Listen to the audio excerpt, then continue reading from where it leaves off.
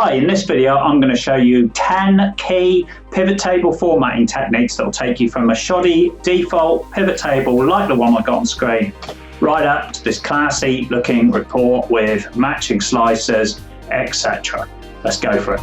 Right, so I've got my orders data here and this has just been set up as an Excel table, and I've created this pivot table here. So you can download this spreadsheet, links in the description.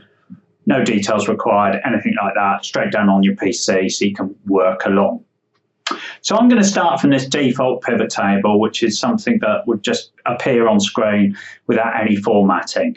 So I'm just going to take a copy of that sheet, just drag that along with the control key highlighted and call this pivot.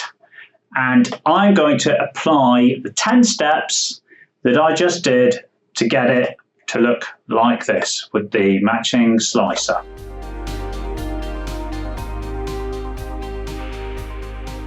So tip number one, number formats. Absolutely key, first step. Click on any cell, so with a number in it. So in this case, we're looking at sum of sales for January. Right click, number format, and let's just put this as a number, no decimal places. And what you'll notice is that I'll highlight all the cells. It's all the sales formats, sales number formats that have changed. But these profit numbers are the same as they always were. So that's the first key point. Every cell in a pivot table, every sort of number, if I just go back to the field list here, you'll see each one of these in the values bit has to be formatted independently. So you want to make sure that you're minimizing the number of items in there. If necessary, use Power Query, which is outside of the scope of this video, I'm afraid. So we formatted that one, and now we need to format this one as well. But what I'm actually going to do is, because you can put anything on here, I'm just going to build up a custom number format.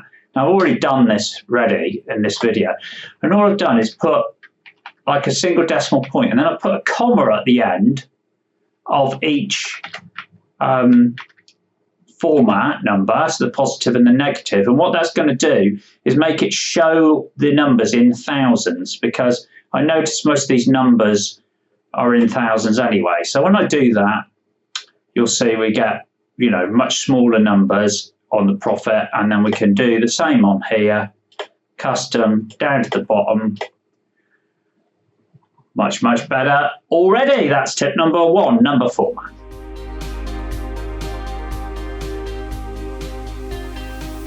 Tip number two, field names.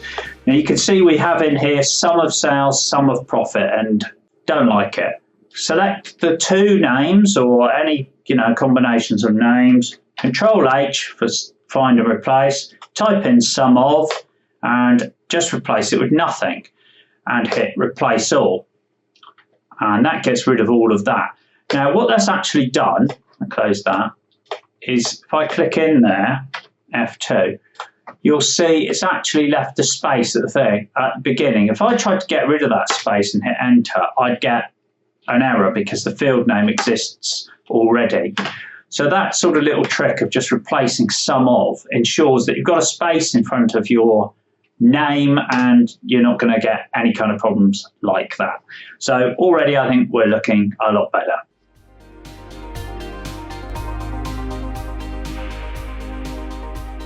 Tip number three, now we're really making a difference. Now we want to go into pivot table styles. So in the design tab, if you're in the pivot table, you can click down and you can pick a style, and you can hover over these and just see them sort of populating what they might look like. Now I'm going to pick this one at the moment because I've got various subtotals and things, and having these extra lines in there is quite useful, I think.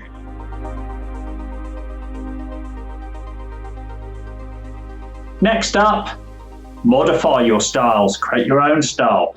So we go back on the design. I'm just going to pin that for the time being. So let's say we wanted to just play around with this. I don't like the way, for example, that, we've got this looking very similar colours to the rows above and things like that. So if we go on here we can duplicate it, and then we'll get a modified style. Now we can give it any name we want. I'm just going to leave it like that for the time being. And let's just alter a couple of things. So the header row, for example, we can format, do anything like this. So I'm just going to make that one shade darker, and we'll make sure the font's white, and it is. So that's that. And then we've clicked OK, but nothing's changed, you might think. And that's because it's up here as a new custom style. So this was the one I designed before, which you can see there. But let's just leave it on this one for the time being, because there's a few other things I changed. You can then modify this to your heart's content and just keep saving it. So as well as the header row, for example, I did the row subheading, which again I filled by making just a bit darker. So I applied that. That gave me a slightly different heading here to break it out from those subtotals. So that's good. Other things you might like to do, grand total row, for example. So I filled this with that darker color again, changed the font to white. Okay, that. So when you go to the bottom, you'll see it's like that. And then this filter being white, again, not happy with that. I'll modify that. Report filter labels. So the font at the moment is dark. Do that. Again, we'll just match this to the rest. So we'll do that. And again, here. And the font white. There we go. And we can now right click on that and set that as our default style. So any new pivot tables we want to build in this spreadsheet, we can build in exactly the same way.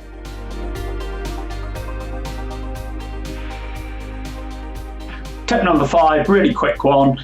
This is about getting the settings behind your pivot table right. So we've done all this formatting. We want to make sure we don't lose it. Right click, pivot table options, or go up here and click options.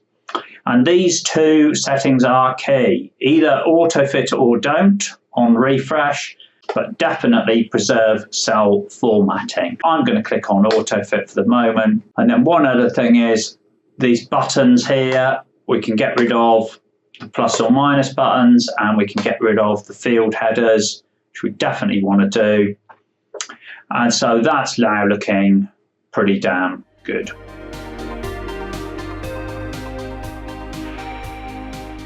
So tip number 6 is about highlighting individual aspects and formatting individual things within a pivot table. And there's a definite technique and a whole load of kind of little fiddly things that if you get them wrong will really mess you up. So I'll get you my best sort of tips on this, what I've learned over the years. So the very first thing I would say is get rid of any filters. So if I've got a filter on the pivot table when I do the formatting will only then apply to that filter. So if I do, let's for the sake of argument, just have all these sales items in red, and then I'll change to 2022, it's completely gone. If I go back to 2020 though, they're back red again. So I'm just going to undo that. Get rid of any filters at all, because if we apply this when there's no filters set, then when we apply filters, everything will be okay and it will remember it. When you hover over things on pivot tables, you'll get these arrows, and the key to having any kind of format retained on a refresh is that this arrow was present when you did the filtering. So I'm going to try an August highlight actually. If I incidentally sort of drag that down, it wouldn't necessarily have the same effect. So just make sure you've got that arrow. But I don't really want things like the row, the header rows and stuff coloured in. I just want the numbers coloured in. So if I hold down Control and go over to Sales, you'll see I get the intercept of those two sections. If I do Profit, I'll get, again, the intercept of that. So I'm going to highlight this yellow, No, I'm not. It looks awful. That blue looks reasonable, right? So I do that. But now you see I've got the subtotals highlighted, which maybe I don't want. Maybe I do, maybe I don't. But what I'm going to show you, of course, is that then you can highlight those two. And if you say you want no fill on those, it doesn't sort of empty the style. It reverts back to the original style. So you don't need to like find your exact color and match it or anything. You just go no fill.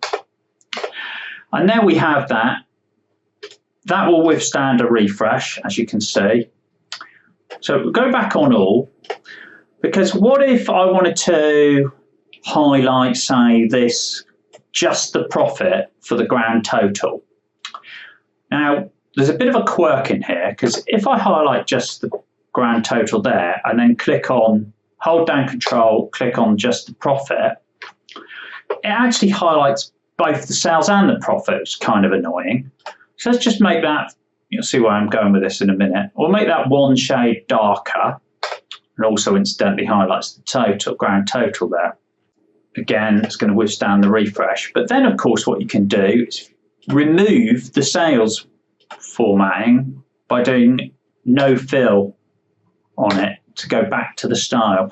So this is how we can do it. We just need to do things in the right order, sort of highlight everything and then almost like revert back the bits you don't want. And through combinations of doing that, you can get some, great effects on your pivot table.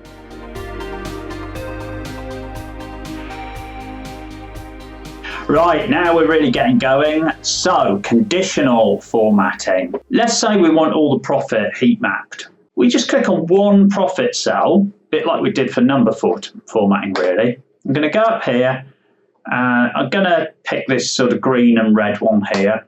And of course that's just going to do that cell. And we get this little formatting options here next to it. And you'll see we can say we want anything with a profit in it. And if we do that, the downside of that is it includes all our grand totals and makes everything look poor. So almost always we'll want this one, which is the intercept. And in this case, it's for customer segment and order date, just the numbers, doesn't include any of the subtotals. If you go in and have a look at editing the rule, you'll see the midpoint is a percentage. And it might be, if you're looking at a profit number, I think it's much more useful to have it going red below 0 and green above. So we shall change that. Say we want to have another heat map now across the column of the grand total. So we want to be able to see, which is the most profitable grand total within the column. So we could sort of highlight this and then maybe say hold Control and hit profit. But you can see from doing that, it's also highlighting the subtotals and indeed as well the grand total profit. So we don't want that included in our heat map. What we need to do is go to the design and we'll take off the subtotals. Now, you would think, logic would tell me anyway, that I could also take off the grand totals and that would prevent them being applied, the conditional formatting being applied. But for whatever reason, it doesn't work. It's one of those quirks, call it a bug if you like, in Excel pivot tables, or certainly this one I'm trying. So anyway, I've taken off my subtotals. I can now highlight the cross section. So hold down Control, hit it again. Now I've got all my profit figures highlighted there. I can apply my conditional formatting. I'm going to apply this one, which is wrong incidentally. I'll show you how to correct it later. And then, of course, that is now applied to the grand total. So I'm going to go in, manage the rule, and I'm going to, and this is tricky in here because I've got to scroll all the way to the far right and just knock out that last little one there on the end, which is the grand total, and apply it, which takes it off the grand total. Hit OK. So I now have this, and then go back and put on my subtotals. And lo and behold, they are now excluded from the heat map. And so is that grand total. And that will withstand a refresh as well.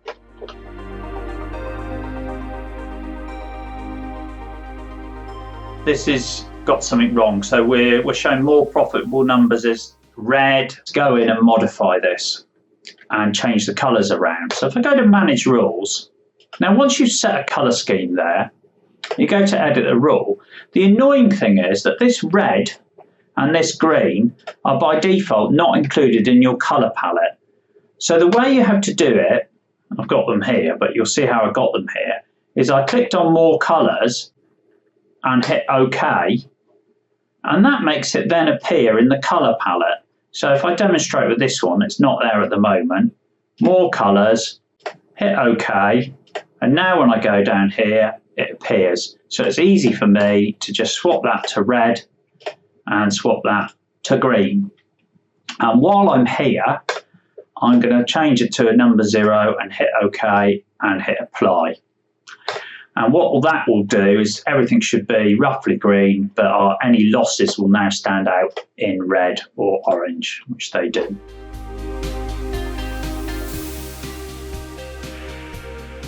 Right, now this is still a little bit messy, I would say. So I'm going to add a slicer so we can look at these different regions in the pivot table separately. But of course, normally when I put in a slicer, it's going to look completely different to the rest of the pivot table because it's going to default again. So just to demonstrate that, so we're going to insert a slicer for region, hit OK, and we've got it here. So I'm just going to insert a few rows at the top. So Shift space to highlight whole row, Control Shift plus to insert rows. So I go up and by holding down Alt and dragging this around, it'll snap to the grid. So I can get it sort of something like that. I want it 2 rows deep at least. So I'm going to need a whole nother thing there. Now that looks a mess, but if we go to slicer, we can up the amount of columns. That's right. And then what I'm going to do is, let's just pick this one for the moment, which is quite close to my pivot table, similar sort of color scheme. And again, similar to what I did on the pivot table, I'm going to duplicate that and then start formatting it differently. So let's do that, font white there, and selected item I'm going to have as much darker like that. Fill there, yeah, great, okay.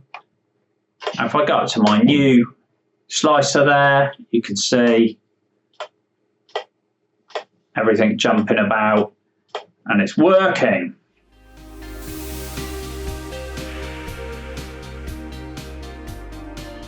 So you probably notice as well these columns jumping around now because each region has different size numbers. So this is where you might decide, actually, I'd be better off, take it off filter, sort of having these columns set as a standard width.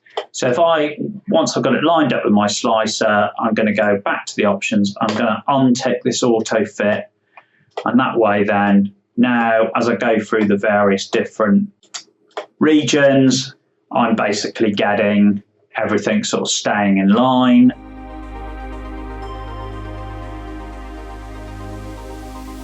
So I'm just going to get rid of that formatting there by saying no fill on it, because it doesn't look good and I want it to look similar to my original. Right, final tip, just tidying up the spreadsheet, basically, common stuff. So we're going to insert a little column to the left here, insert a row above, and then we can switch off the grid lines, the headings. I mean, we could even perhaps, depending on the rest of the spreadsheet, click off the formula bar. Let's leave it on for now. And I'd say we're basically there. We've got a great looking little report that we can click about with, and it looks so much better than this original pivot table. Hope those tips were useful. If you want more, check out my playlist on pivot table tips, and of course, download that spreadsheet if you want all of the examples, and remember, subscribe to my channel. See you soon.